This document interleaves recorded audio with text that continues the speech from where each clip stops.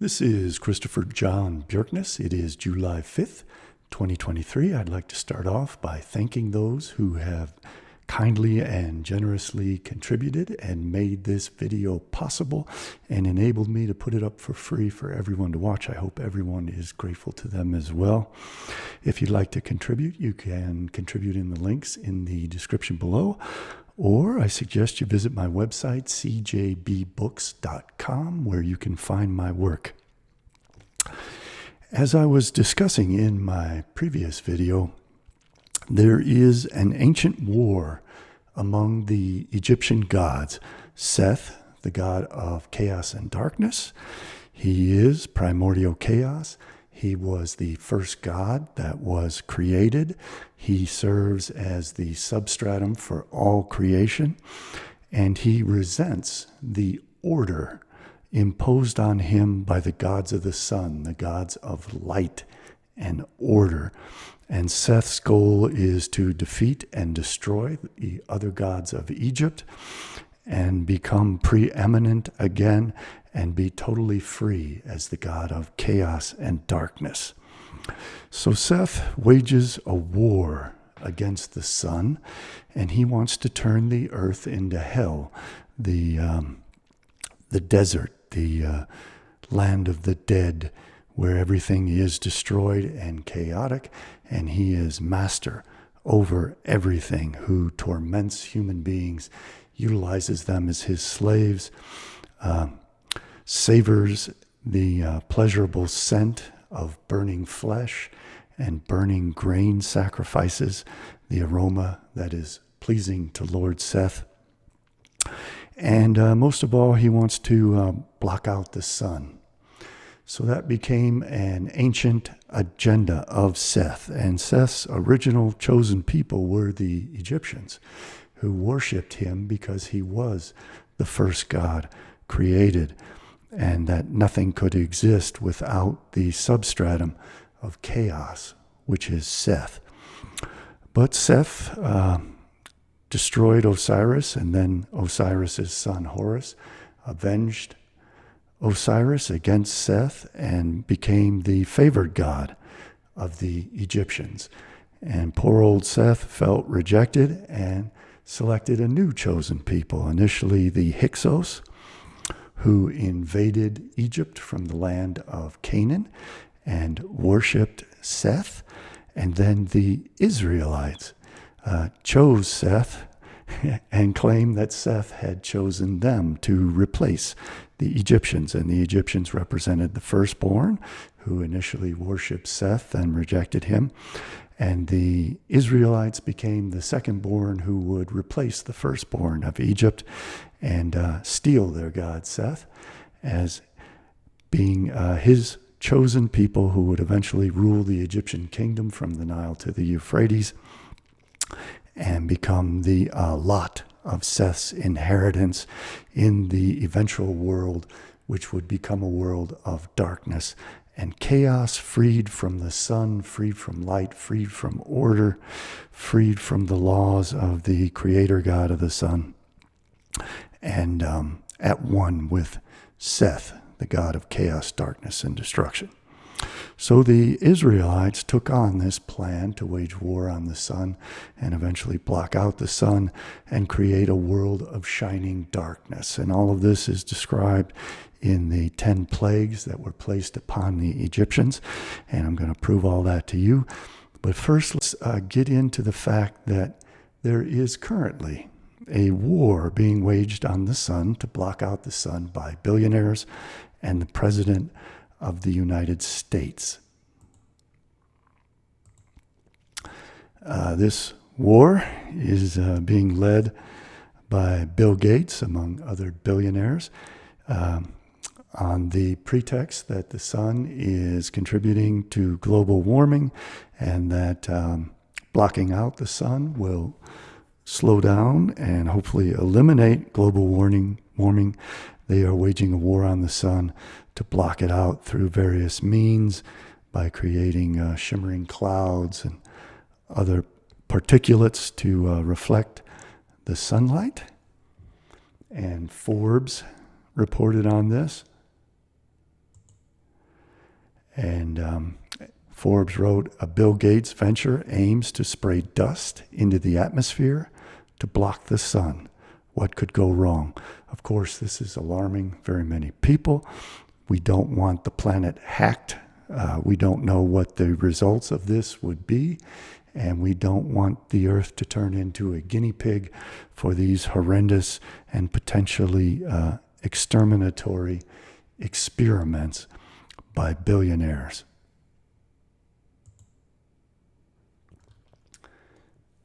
Time reported why billionaires are obsessed with blocking out the sun. And again, I emphasize the fact that this is perhaps not coincidentally an ancient religious agenda so that the god of darkness and chaos, Seth Typhon, who chose the Israelites as his chosen people, will defeat the god Ra, the Egyptian gods that Seth Typhon hates and that were cursed by Seth Typhon in the Old Testament, in the book of Exodus. Well, Moses was imposing the 10 plagues on the Egyptians, and we'll get into all that, and I'll tie it all the way up into the Armenian genocide and other peoples who worship solar deities, not just the Egyptians, but also the Greeks, the Macedonians, the Romans, the Persians, and the Armenians. There was a Zoroastrian evolution of the ancient Armenian religion, which worshipped Ar, who is the sun, the god of the sun. Armenians are named after the god of the sun, and they had a particular religious belief in which they were called the children of the sun. In other words, the lot of the sun. And Yahweh proposed a war against these sun worshippers. Time writes, at the Munich Security Conference last week, George Soros, another billionaire like Bill Gates, got on stage to talk about the existential risk that climate change poses to human civilization, as well as what appeared to be the 92-year-old Hungarian-American billionaire's preferred method of addressing it, brightening the clouds over the Arctic to reflect the sun's energy away from the melting ice caps. Yahweh appeared in the Holy of Holies as a black cloud. Yahweh declared that he lives in darkness. He is Seth Typhon, the god of darkness. The Kabbalists point out that their ultimate goal is to eliminate the daylight and replace it with shining darkness. So that is the demonstrable context for all of this. And I want to alert humanity that we should not engage in these experiments of blocking out the sun, which just so happened to fulfill an ancient satanic quest of the god Seth Typhon to defeat Ra and Horus, the solar deities of the Egyptians. And it's not only these billionaires, but the American government at the highest levels. Our president, Joe Biden, has declared that he also wants to block out the sun's rays to slow global warming and potentially endanger all of humanity and most life forms on the earth and create irreparable harm to living beings on the earth, which was Seth's goal. Judaism, Christianity, and Islam all posit the idea that the earth is the devil's kingdom and that the ultimate goal of chaos, and this was also believed by the ancients, would be part of the cosmic cycle where the chaos would absorb all of the light and order and dissolve it and divide it so that ultimately the cosmic cycle returns where it began as chaos triumphing. And even the god Ra has a cobra, an Ouroboros, wrapped around the solar disk to represent the idea of this cosmic cycle in which chaos is the beginning and the end, which forms the new beginning of the cosmic cycle. And this happens in Egyptian mythology. Each day where the sun emerging as the sunrise represents creation happening all over again. So Salon wrote, White House floats research on blocking sun's rays to slow global warming, and this is being championed by President Biden. As first reported by Politico, the Biden administration said the inclusion of this potential research option in the list does not signal any policy decisions. There was a policy decision by Moses and the God of Israel, who just so happens to be Seth Typhon. And that policy decision was to wipe out the sun god, the Egyptian sun god Ra. And the Torah.com presents an article by Professor Gary Rensburg, very well-written article. I found this after I formulated all my theories, and he provides a wonderful article of resources which confirm what I interpreted. And let's go through it.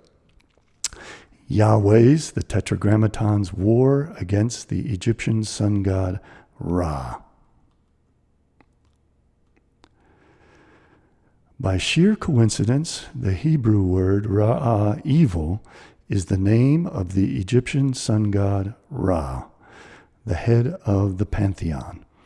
In this bilingual pun made possible by this linguistic coincidence, not only does Pharaoh deny the request of the Israelites to worship their God, but he also states, as it were, that Ra is before you.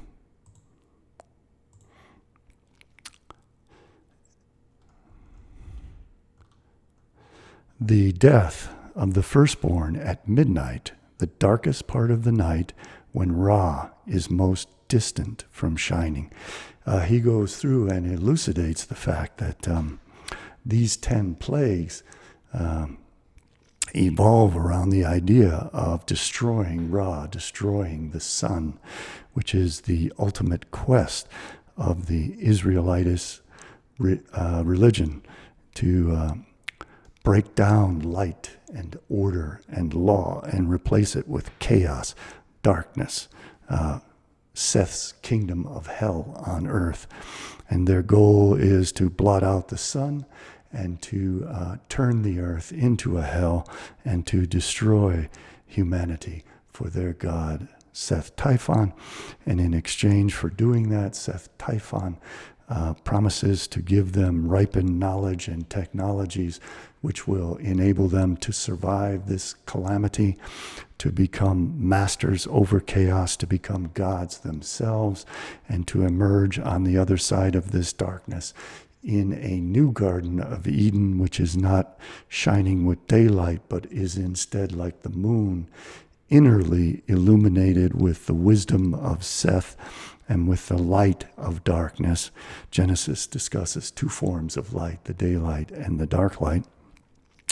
And the Israelites will then become part of this shining darkness after eliminating the lot of Ra, the Egyptians and non-Israelites, and eliminating the Egyptian pantheon of gods other than the god Seth Typhon, who is the God of Israel.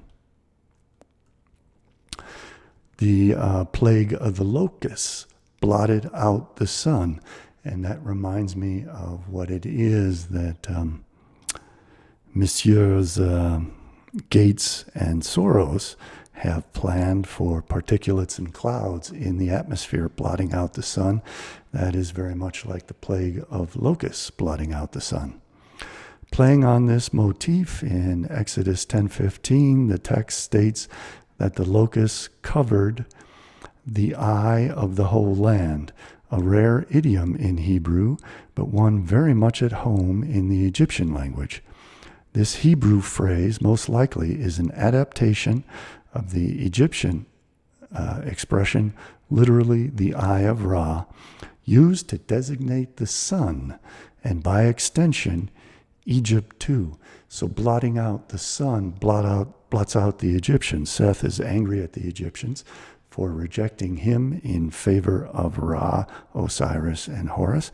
He wants to destroy the Egyptians, and he wants to hand over their kingdom and their inheritance of chaos, which ultimately wins the cosmic cycle, to the Israelites in this mythology.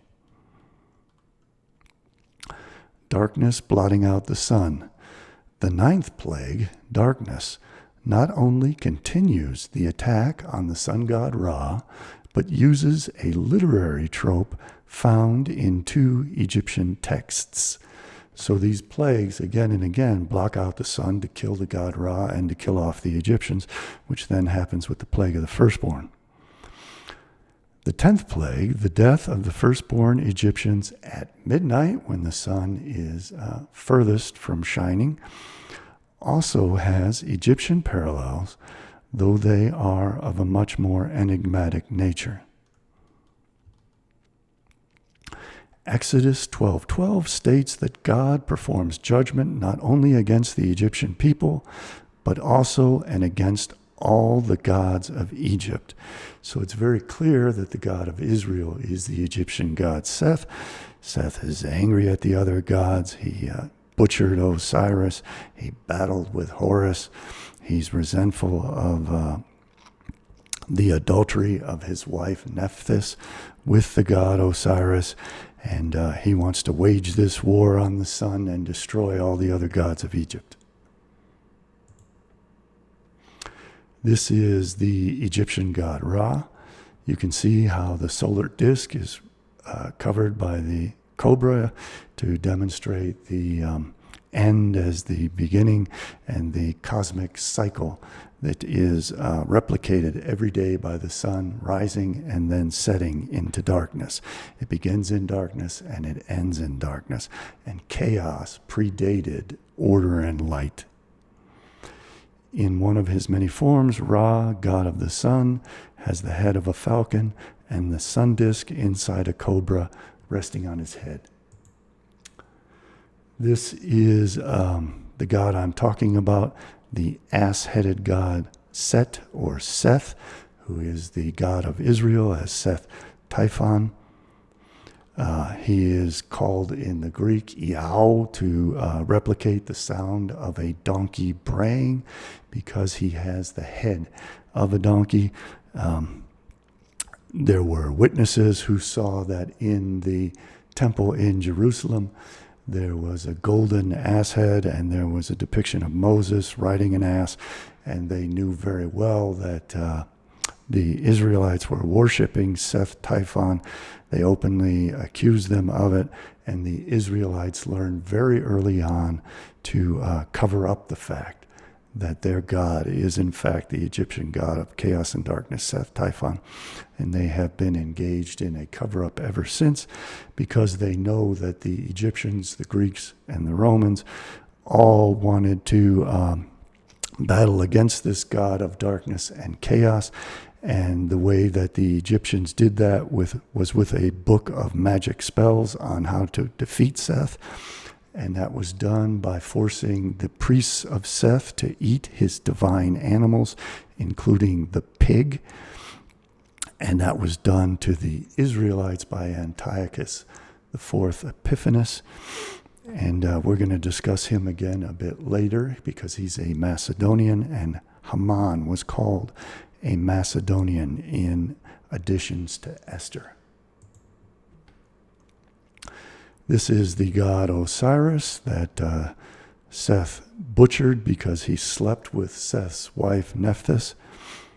Osiris fathered Horus, who is another solar deity. Egyptians called the god Apollo. Apollo is a solar deity. Horus in their own language. And Seth was very resentful of the fact that Horus became the chief god of the Egyptians until the Hyksos came and conquered Egypt. And then the Hyksos worshipped Seth again. And then Ramses and Seti also worshipped Seth. And then the Israelites adopted the mythology that they descended from the Hyksos, and they themselves asserted that they were therefore the chosen people of Seth, and that their mission was to kill off Horus, Osiris, and Ra the sun.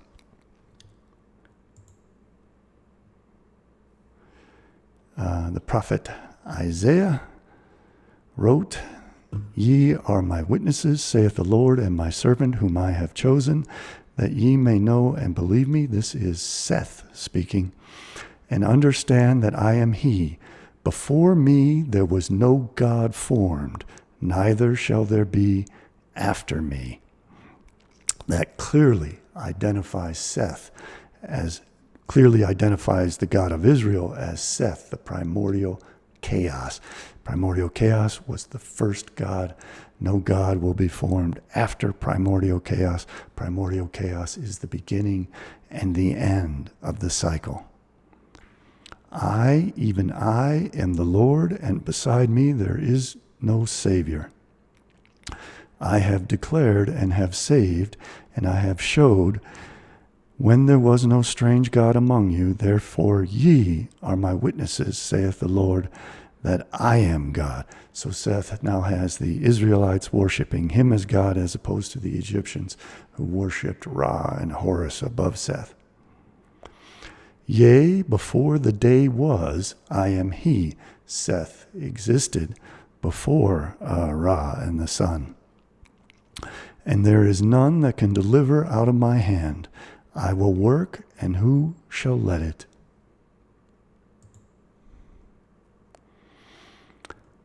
Isaiah chapter 54, verses 16 to 17 states, "And behold, I have created the smith that bloweth the coals in the fire, and that bringeth forth an instrument for his work, and I have created the waster to destroy." That waster is Jesus Christ, who is one of the four smiths that destroys the four horns of the non-Israelite nations. "No weapon that is formed against thee shall prosper." Theodore Herzl wrote in his book, The Jewish State, that all the weapons that are formed against the Israelites cut those who make and try to employ them.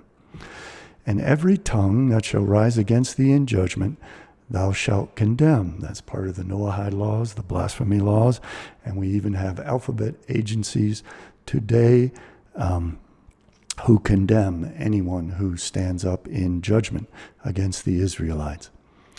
"This is the heritage of the servants of the Lord," servants of Seth Typhon, the god of darkness and chaos, "and their righteousness is of me, saith the Lord." Zechariah chapter 1, verses 18 to 21 discusses these four smiths and the four horns of the Gentiles who wage war on the Israelites. And one of the four craftsmen, the four smiths, is Jesus, Messiah, son of Joseph, the Messiah anointed for war. Jesus returns as the Antichrist at the end of the age, when the sun is going to be blotted out, and with it all the children of the sun, meaning all non-Israelites. And it will be Jesus, the Christ, who returns as the Antichrist, who leads this devastation of the sun and of the children of the sun, meaning non-Israelites, particularly Christians. "Then I looked up, and there before me were four horns. I asked the angel who was speaking to me, 'What are these?' He answered me, 'These are the horns that scattered Judah, Israel, and Jerusalem.' Then the Lord showed me four smiths." This translates it as craftsmen. It has various translations. "I asked, 'What are these coming to do?' He answered, 'These are the horns that scattered Judah, so that no one could raise their head. But the smiths have come to terrify them and throw down these horns of the nations, who lifted up their horns against the land of Judah to scatter its people." So this is not only a war against the Egyptian god Ra, it's a war against the Egyptians, representing all non-Israelites and all those who worship solar deities like the ancient Armenians, the Macedonians, the Egyptians, the Greeks and the Romans, and the Persians. Exodus 10:21 to 23. "And the Lord said unto Moses, Stretch out thine hand toward heaven, that there may be darkness over the land of Egypt, kind of like blocking out the sun with clouds and particulates. Even darkness which may be felt, clouds and particulates can be felt. And Moses stretched forth his hand toward heaven, and there was a thick darkness in all the land of Egypt 3 days. They saw not one another, neither rose any from his place for 3 days, but the children of Israel had light in their dwellings. Jonah in the belly of the whale in darkness for 3 days, Jesus descending to hell for 3 days, etc., etc. The imagery is consistent. And the goal is to plunge the entire world into darkness, but that darkness will only affect the Gentiles. The Israelites will bask in the shining darkness, which is illuminated by the skin of the serpent, by the nighttime illuminaries like the moon and the stars. Exodus 12:12, for I will pass through the land of Egypt this night, and will smite the firstborn in the land of Egypt, both man and beast, and against all the gods of Egypt I will execute judgment. I am the Lord. That is Seth taking his revenge on the Egyptians for rejecting him in favor of Ra, Osiris, and Horus, the solar deities. And this is a war not only against the sun, but against all non-Israelites. Against all life, actually, all of creation. Exodus 15:3, the Lord is a man of war. The Lord is his name. That describes Seth, who wants to wage war on all of us and on the sun. It's very interesting that in the Old Testament mythology of the Amalekites, the first ones to wage war on the Israelites and expose their vulnerability to attack, there are several instances in which the descendant of Amalek, Haman, is likened to those who worship solar deities, the sun. And that in particular is represented as a Macedonian, representing obviously to me, I haven't seen anyone else say this, but I doubt I'm the first, maybe, but I doubt it, that Macedonian is Antiochus IV Epiphanes, who desecrated the temple, forced the priests to sacrifice swine in the temple, and to consume that swine as part of the Egyptian spells to battle against Seth Typhon and those who worship chaos, darkness, and evil. So the Macedonians worshipped Helios. Alexander the Great created the Macedonian Empire, which included Persia and Judea. So representing Haman as a non-Persian, warring against the Judeans through the Persian Empire, makes a very fitting representation for Haman as a Macedonian, as Alexander the Great, as Antiochus IV Epiphanes. But later he is likened to the Armenians. And the Armenians worship the god Ar as a solar deity. So once again, those people who are the children of the sun and worship a solar deity, there is a war of extermination being waged against them. And they are called Haman, who must be hung on the gallows that he constructed to hang Israelites upon. The Macedonians to this day acknowledge their ancient heritage of worshiping the sun god Helios. In antiquity, you can see the solar crown around Helios. They wore the badges of the sun on their uniforms, and the royalty also wore the badge of the sun. Mordecai did not want to bow down to Haman, and the Midrash Rabbah, I think it is 7, talks about the idea that this represents the idea of worshiping a person as an idol, as in Antiochus IV Epiphanes. And perhaps they were even aware that he would have been wearing a solar emblem on him. And Jews would very strongly resent the idea of worshiping the idol of the sun and worshiping a man as if he were God, which is what Antiochus IV Epiphanes insisted that they do in his effort to try to break the spell of Seth, Typhon, who curses the world with destruction and who wants to blot out Apollo and Helios, the sun gods. Here's Wikipedia's list of solar deities. You can see that the Egyptians were very heavily invested in solar deities, and that when in Exodus, in the plague of darkness, it says that Yahweh, Seth, is going to wage war on the gods of Egypt. Clearly, that's a war against the sun and the children of the sun, meaning non-Israelites. Israelites are the children of the moon. Armenian mythology, Arev, the sun god, with its people as children of the sun, and that became a Zoroastrian religion that I'll touch upon shortly. The Canaanites worshipped Shamash, the goddess of the sun. Very ancient images of Yahweh depict him on a horse with a solar crown. Baal, who is equated both with the Lord but also with the evil god that they are forbidden to worship, was a god of life and fertility, also associated with the sun and storms. So that war against the sun goes way, way back. The Greeks worshipped Helios, Apollos, Eos, Hemera, and Electryon. All, again, heavy worship of solar deities. The Macedonians did the same, and were strongly resented not only for conquering Judea, but for worshiping the sun. So it's natural that the Israelites would want to oppose the sun and oppose those who worship the sun. The Romans also worship many solar deities, Aurora, Sol, and all of their equivalents of the Greek gods.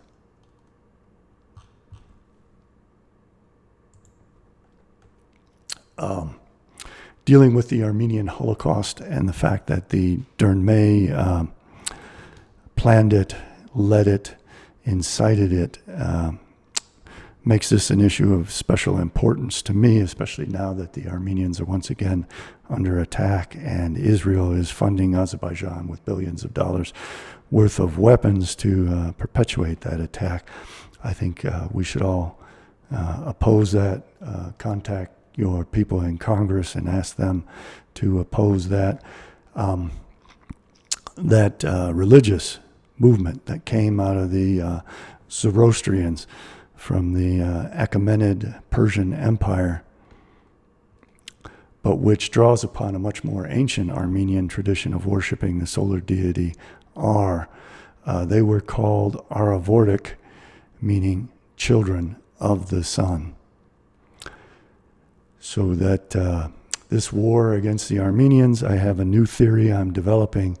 The Armenians are also called Haman and Amalek, and I suspect that relates to the fact that they were originally called the children of the sun. So they are associated with the solar deity and this war between Seth and Ra, and therefore the Armenians are considered the very worst of the Kalipat, the Amalekites, the hardest shells of darkness. Everything is inverted, so the sun is called darkness. And there is a need to fulfill the commandment to blot out the Amalekites. The Israelites of the Near East referred to the Armenians as the Amalekites, and they also called them Timhei, which is the Hebrew word used for blotting them out forever.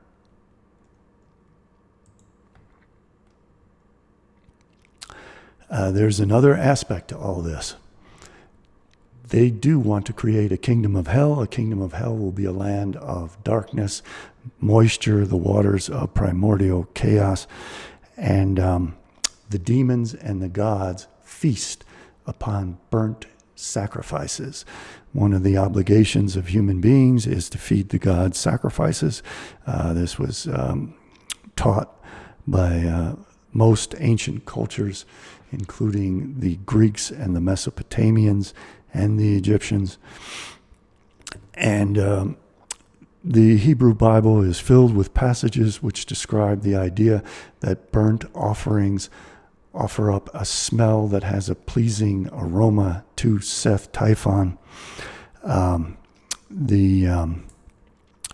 Midrash, Talmud, and Kabbalistic writings talk about the idea that the demons feast upon the smoke and the aroma, the fragrance of burnt offerings.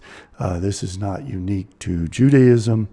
When the Greeks, especially the Orphics, would sing their songs of prayer to their many gods, they would have specific incense, herbs, and fragrant things to burn while they were issuing these prayers, and you find similarities to that.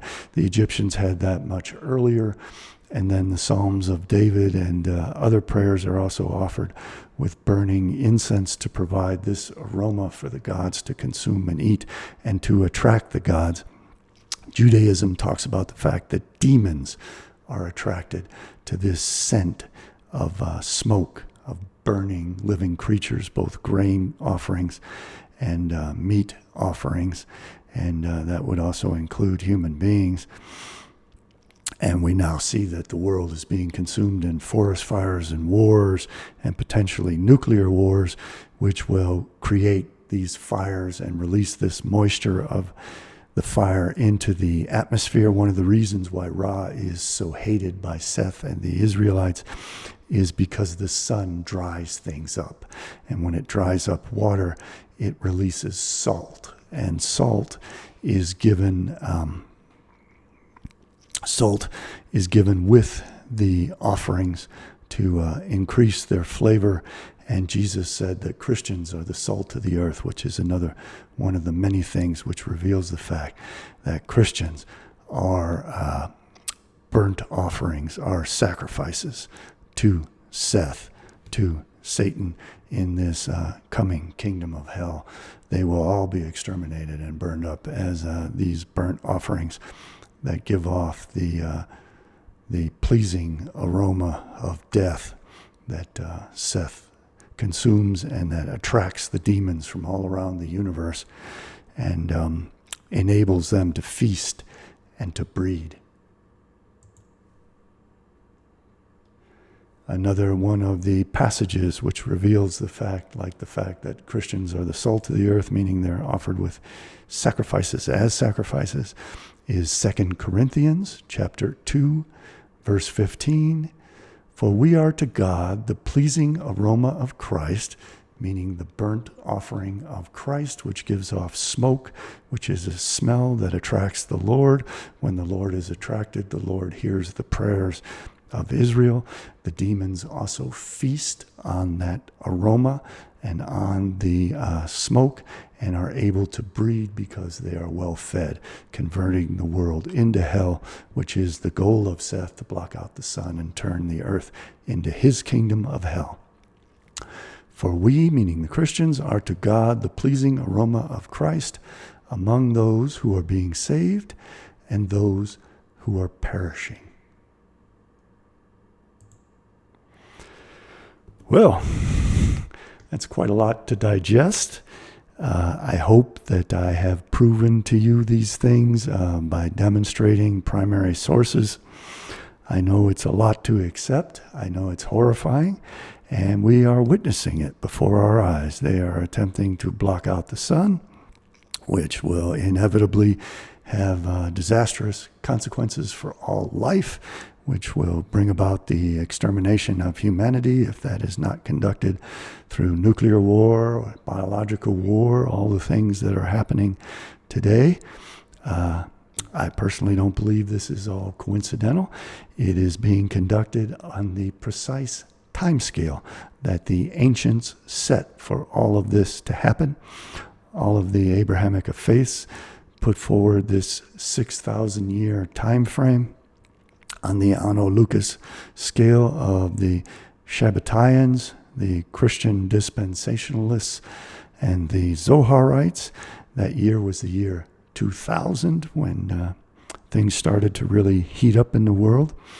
On the Anno Mundi calendar of the Hebrew calendar, it'll be 240 years after that, but they have the mythology that it's better that it happened now, the sooner the better, so that Yahweh and Shekhinah don't have to force all these things to happen, but instead they happen due to the actions of humanity. Then it will go easier on the Israelites. So there is an impetus and an imperative for them to bring about these results through their own actions instead of waiting for Seth to force all these things to happen. So we're headed into darkness. We are facing terrible, horrible calamities which are being deliberately brought about. They are being brought about by people who view these ancient prophecies and commandments as plans which they themselves are to carry out. That was expressly stated by Moses Hess in his book Rome and Jerusalem, by Theodor Herzl, the Zionist. It is stated by the Freemasons. Christians also feel a duty to bring about all of these horrible things artificially, pretending in the name of the Lord to conduct all this. Muslims are caught up in the same garbage. Marxists are also trying to bring about all of these same results, which have been engineered by the same group of people for thousands of years.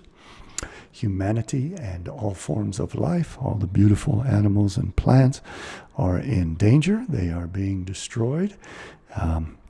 We don't have to let this happen. We don't have to oblige this scheme. We don't have to believe in these mythologies, but we do have to understand them and what their purpose is. And their purpose is to eliminate us from existence, to keep our progeny from having a beautiful, wonderful life under the sun, to teach us that the sun is evil, that it causes global warming and skin cancer and all other kinds of horrible things, that it's destroying the magnetic polarity of the earth, that the earth is going to flip over, which may well happen. I've been predicting that since childhood when I did some of my early experiments on the ether. But we should not guinea pig the earth and engage in experiments which could eradicate humanity and most major advanced life forms from the earth. I thank you very much for watching. I again encourage you to visit my website, CJBBooks.com, where you can find my books on these subjects and related subjects. I encourage you to come to the defense of the Armenians, who are once again being set up to be exterminated because they are the beautiful children of the sun, whose ancient ancestors and even among current pagan movements worship the sun, the beauty of the sun, the beauty of life, celebrate sunshine and plants that love the sun and animals that exist under the sun. And for that, they're being attacked and slated for extermination. So we need to come as a human family, all people, come to their defense and protect them. And thank you for watching. Thank you for donating. If you'd like to donate, you can do it in the description box below or at my website, CJBBooks.com. Thank you so very much to those who have been donating and made this video possible. Thank you deeply from my heart. I thank you. And I'll see you next time. Bye for now.